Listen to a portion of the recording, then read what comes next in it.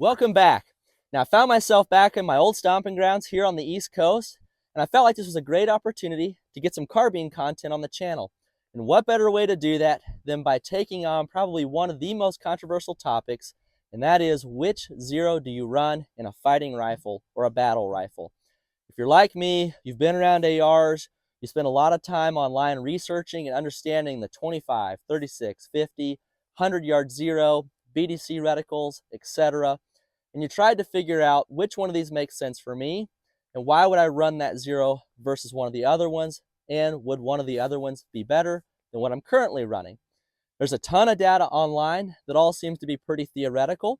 So long as you understand the concepts, each of these zeros can be very effective. So I don't want to come out of the gate and say one of these is better than the other, but what I want to do is make a video here that explores each of those zeros and shows you real world performance out to 300 yards, so you can understand exactly what it would look like when you stretch your rifle to distance with one of these different zeros. So before we do that, let's take just a quick look at the theory behind this. So when we talk about a fighting rifle or a fighting carbine, we want a rifle that we can aim at a target and hold center mass and make impacts without having to think about the distance out to X range. So to do that, I've drawn this is me here with my rifle that I'm shooting, and the horizontal line represents my line of sight. So your line of sight is always going to be straight. That represents the sight. That represents your zero. So line of sight stays flat. The bullet comes out of the rifle and has some kind of trajectory that interacts with that line of sight. So for something like the 25, the 36, and the 50-yard zero, your bullet is going to come out of the rifle. It's going to meet your line of sight at X distance. So that's the first number. So say this is a 50, 200-yard zero. At 50 yards, the bullet's going to come up, impact with your line of sight, or your zero. You extend beyond that, the bullet is going to rise above your line of sight until you get out to 200 yards, or the second number in that zero. So at 200 yards, you can see I'm back to zero. And then when I extend beyond that second zero number, the bullet falls below the line of sight. So ultimately, you have to ask yourself, how much error can I accept above and below my line of sight to be effective with my rifle? When you understand that, that's when you can determine which one of these zeros makes the most sense for you. So from here, let's take this rifle. I'll move down and I'll show you my target, but we're going to run each of these zeros, 25, 36, 50, and 100, and we're going to stretch them out at 25, 50, 100, 200, and 300 yards, and I'm going to show you real-world performance out of this rig, what to expect downrange when you run those zeros. So stick around. Hope you enjoy it. Before we start shooting, let's take just a quick look at what we're going to run for a rifle and optics setup, as well as what we're going to have for targets out here today. So about the rifle, this started out life as a Colt 6920. This is a rather old rifle. This used to be kind of my main go-to in matches and just general plinking years ago. I've updated it to a Block 2 type rifle using a Colt 14.5-inch SOCOM profile barrel. You can see it's paired with the Surefire old school 212 suppressor. So this is like 2010, 2011 time frame, if I remember when I got that can. The optics are a Vortex Razor HD Gen 3 1:10 with the mill reticle. I felt like this was a great optics package to run.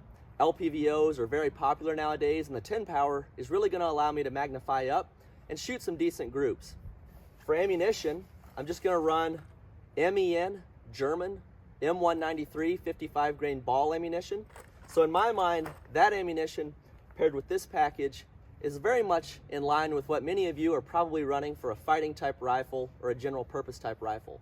So I felt like it was best to show off a package that was very representative and show you truly what the zeros do downrange versus theory.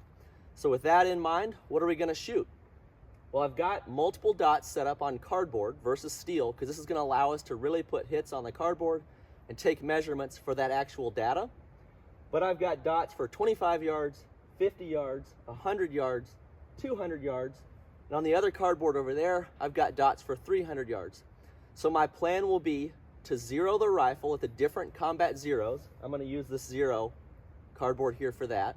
So zero at 25, 36, 50, and 100 here, and then move back to different firing lines and aim center of the dot and just see where the bullets hit.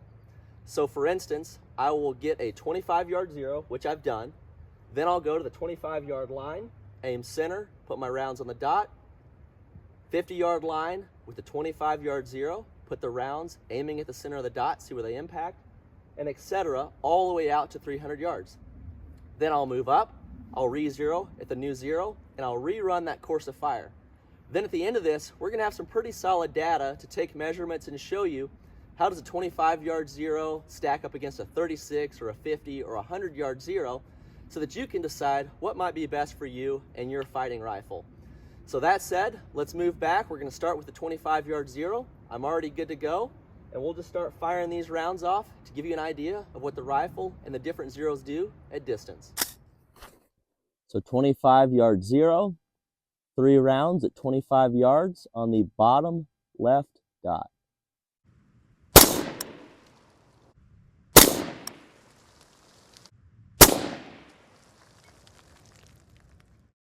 Looks like they're all in the orange.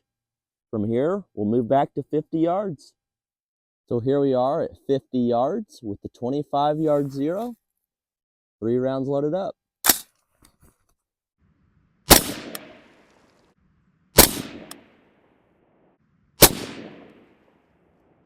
All right, next up, we'll push back to 100 yards. I've loaded up 5 rounds, and let's put those on the second dot from the top on the left-hand side.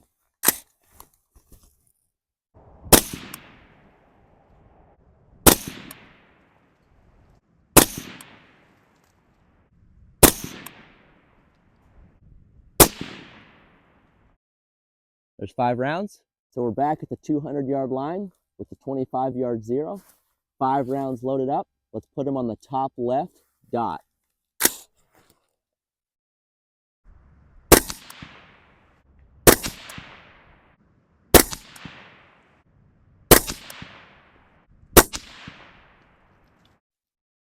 All right, those felt solid. Now we'll move out to 300 yards with the 25-yard zero. So here we are, 300 yards with the 25-yard zero. So I'm shooting that other piece of cardboard. I'm going to shoot the far left dot. I'm going to hold dead center on the dot. There's a little bit of wind. It feels like maybe from the 1 o'clock. So I'm just going to hold dead on.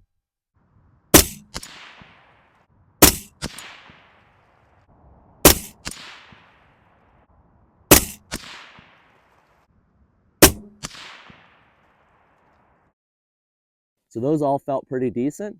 We'll run down and take a look at those, and then we'll swap over to the 36-yard zero. So now I'm zeroed at 36 yards. I've moved up to the 25-yard line. We're going to repeat the course of fire. So I'm going to put 3 rounds, 25 yards with a 36-yard zero right now. We'll see where they end up.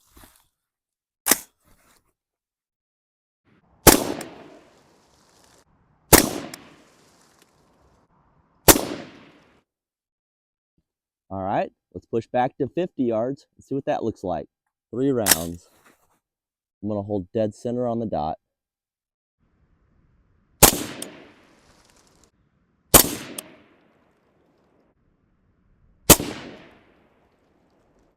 Those 3 felt good. So here we are at 100 yards with our 36-yard zero. 5 rounds loaded up. I'm going to be firing at the second from the left column of dots, and I'm on the second dot down from the top.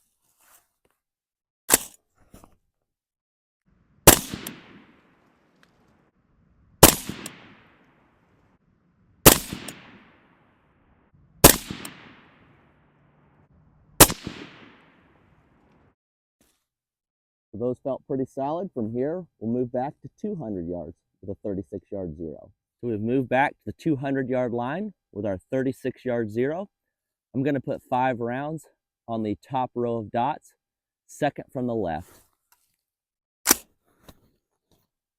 Holding dead center of the target.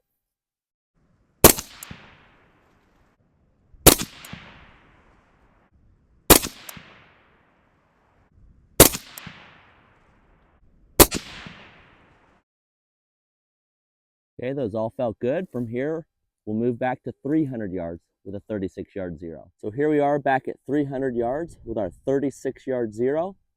I'm going to be firing at the second dot from the left, holding dead center for 5 rounds. There's a little bit of wind. It feels like maybe from the 1 o'clock, but I'm just going to hold dead on.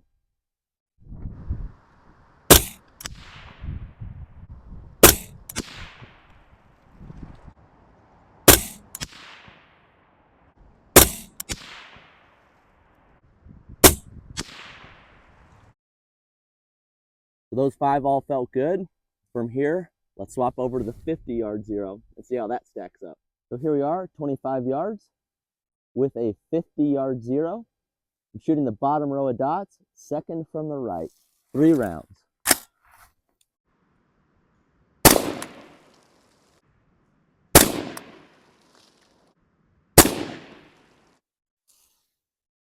Alrighty, from here, let's move back to 50 yards. So here we are, 50 yards with a 50-yard zero. Let's put 3 rounds on the target that is second from the right and second up from the bottom.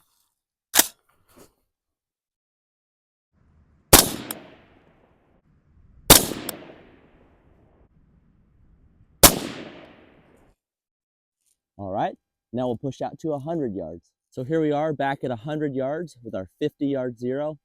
I do want to note, when I shot those 50-yard rounds just a second ago, I noticed they were just a hair low.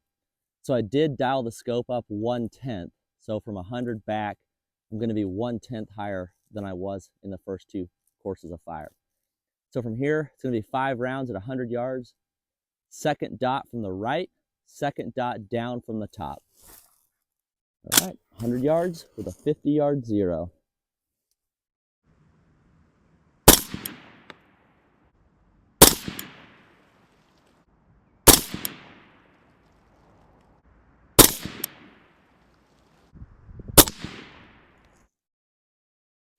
Okay, let's move back to 200 yards with a 50-yard zero. So here we are at the 200-yard line with our 50-yard zero. We're going to put 5 rounds in the upper dot, second from the right.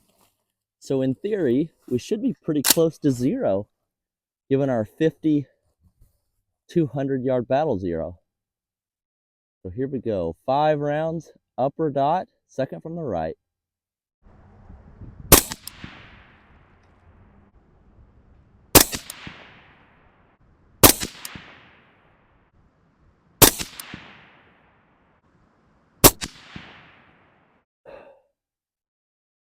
Alrighty, now let's push that 50-yard zero back to 300 yards. So here we are back at 300 yards with our 50-yard zero. I'm going to hold dead center of the dot that is second from the right. I'm going to put 5 rounds down there and see what happens. There's a pretty decent wind coming in now from the 1 to 2 o'clock, but I'm going to hold dead on. As you just saw when I shot the 36-yard zero, those rounds actually pushed pretty far to the left. I've marked all those impacts, so now we should be able to tell exactly where our 300-yard, 50-yard zero shots impact. So second dot from the right, holding dead center.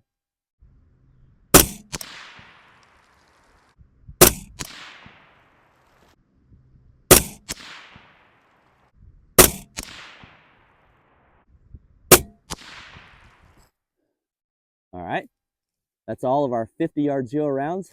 Now let's go take a look and try a 100-yard zero. So I've got the rifle zeroed at 100 yards. Now I've moved up to the 25-yard line. I'm going to put 3 rounds on that lower right dot.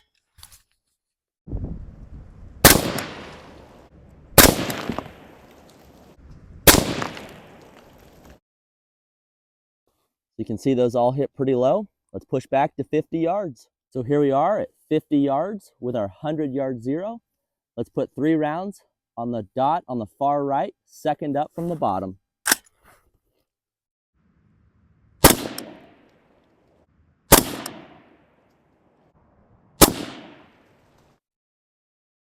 So from here, let's move back to 100 yards with our 100-yard zero. So we've moved back to the 100-yard line with our 100-yard zero.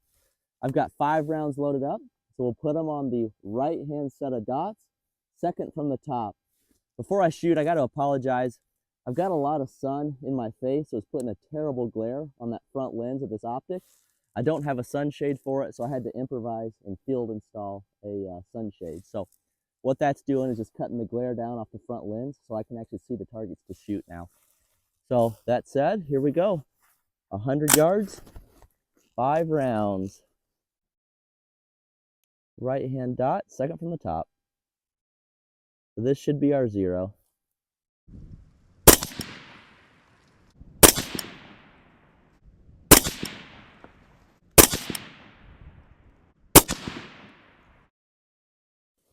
From here, let's move out to 200 yards with the 100-yard 0.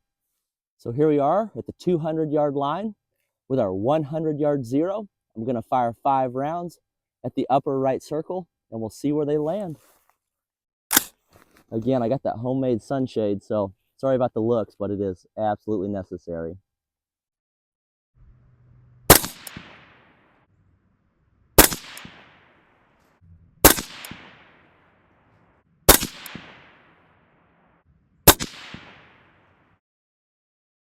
There's our 5 rounds.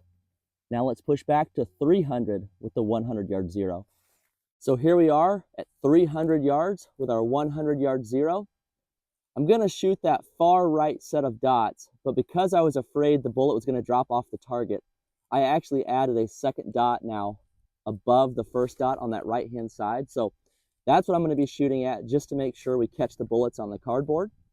But at the end, we'll measure them out and we'll get an idea of what the drop actually was. So 5 rounds at 300 yards with a 100-yard 0. I got wind coming in from the 1 to 2 o'clock, but I'm just going to hold dead center, given that's what I've done throughout the video so far. So here we go, holding dead center on the dot.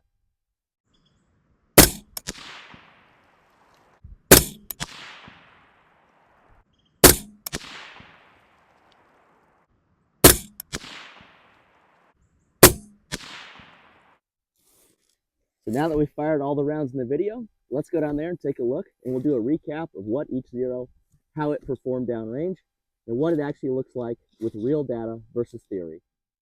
So now that the shooting's done, let's take a close-up look at what we got for real-world results out of each of these 0s. So really quick, for targets, remember from left to right, I was shooting the 25, 36, 50, and 100-yard 0. And then from bottom to top, I shot from the 25-yard, 50, 100, 200, and 300-yard line. So from there, let's break down the performance out of each of the individual 0s. So the first 0 we shot was the 25-yard 0. And for many of you, you may only have access to a 25-yard range. So this will give you an idea of what to expect when you get a chance to stretch your rifle beyond 25 yards. So at 25 yards, the 25-yard 0 was 0'd. 50 yards, point of impact pushed high, 1 inch. At 100 yards, point of impact pushed high, 4.5 inches to the center of that group.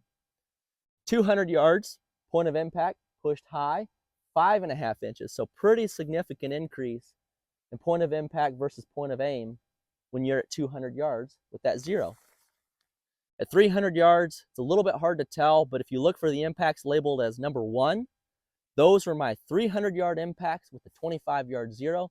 And as you can tell, those are very much 0'd. The bulk of that group maybe is 1.5 inch low, but in my opinion, very effective and very 0'd. So that 25-yard 0 is a really nice choice. It would allow you to make hits really easily out to and beyond 300 yards, so long as you understand the flight path of the bullet.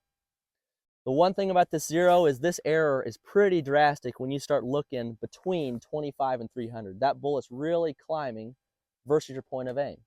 With that said, great option so long as you understand that and train to overcome it.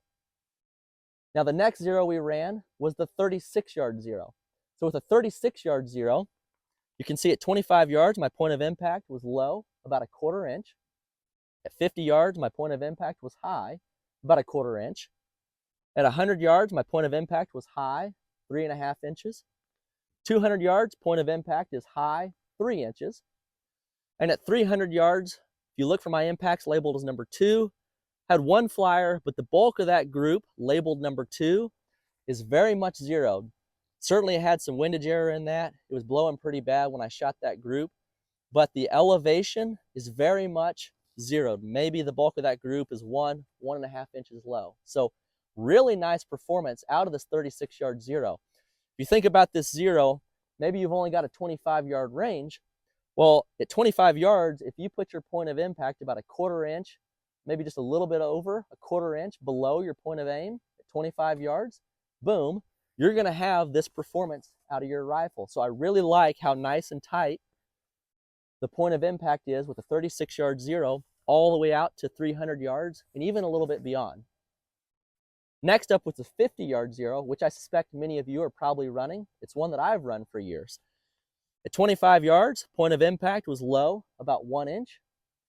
At 50 yards, my point of impact when I shot this group was low, about a 1/2 inch, but that was due to my zero error. I corrected it later on, but in theory, this should be 0. At 100 yards after I made my correction, I was about 2 inches high.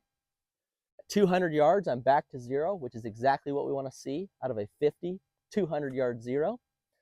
Then at 300 yards, if you look for my impacts labeled number 3, this is where you start to see a lot of drop. So this 50, 200-yard zero, at 300 yards to the center of that group was 8.5 inches low. So a significant amount of drop below my point of aim at 300 yards. Not a bad thing, just something to understand. If you're going to run this zero, you're going to be nice and tight until you start to push beyond this 200 yards. And as you get out to distance, you're really going to see that bullet drop off. So you're going to have to hold high. The next zero we ran was the 100-yard zero. So the 100-yard zero is probably one that many of you are running in LPVOs or BDC type scopes. So a 100-yard zero, 25 yards. Point of impact is 1.25 inches low. 50 yards, I was about a 1/2 inch low. At 100 yards, I was 0. So really nice group here, actually. At 200 yards, I'm 4 inches low. And at 300 yards, I actually shot the upper right circle. So I had to add a circle because I was afraid if I shot the one that was in line, it would fall off the cardboard and I wouldn't catch my impact. So I was shooting the upper right circle. You take the group there labeled number 4, you go to the center, that's 11 inches low. So quite a bit of drop out there at 300 yards with a 100-yard zero. So something you'll notice about the 100-yard zero is the bullet never actually climbs above your point of aim. So with a 100-yard zero, the bullet rises to meet at 100 yards. So it's below the line of sight to 100 yards. And then beyond 100 yards, it's below the line of sight.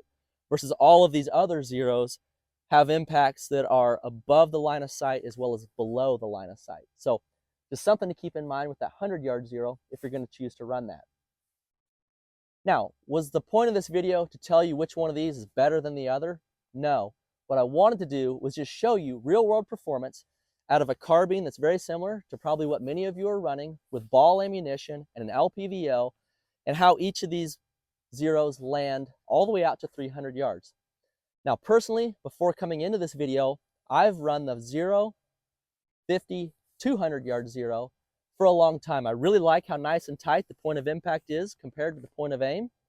However, after making this video, I do plan to actually explore the 36-yard zero a little bit more, because 36 yards, you really don't give up a whole lot. Yeah, you have 3.5-inch arrow at 100 yards, but that's easy to overcome, especially at 100 yards where you can really judge distance. You're nice and tight all the way through 300 yards where you're really close to your point of aim with that 300-yard point of impact. So moving forward, I might actually explore this 36-yard zero a little bit more. I like what I'm seeing there. The 100-yard zero is a great choice for LPVOs that have mil reticles or BDC, etc. There's nothing wrong with it. You're not going to give anything up. The key here is just choose a zero, understand the characteristics of your zero, and train with it. If you're able to do that, you're going to love the performance out of your rifle regardless of which one of these you choose. Now that said, I really appreciate you sticking around. I really had a lot of fun making this video, and I hope you enjoyed watching it. Now, I'm really trying to grow this channel. We've seen a ton of growth here recently. I've picked up a ton of new subscribers, and I thank each of you that have joined the journey. If you're not a subscriber and you enjoy this kind of content, I'd love it if you'd subscribe and stick around and join me in future videos. I'd also love to hear in the comments what you thought about this video. Which zero are you running and why? Is there something you saw here that might change your opinion? Maybe you'll do something different? Let me know. I'd love to hear it. Prior to making this video, on my Instagram at Mountains Mullets America, I made a post where I asked my followers there, what zero are you running and why? And we had great conversations. So if you want to engage with me personally or get a sneak peek of what I'm working on, hit me up on Instagram at Mountains Mullets America. It's a great place for us to interact and have those kind of conversations. So really appreciate you sticking around. Thank you for watching, and I can't wait for you to join me in my next video.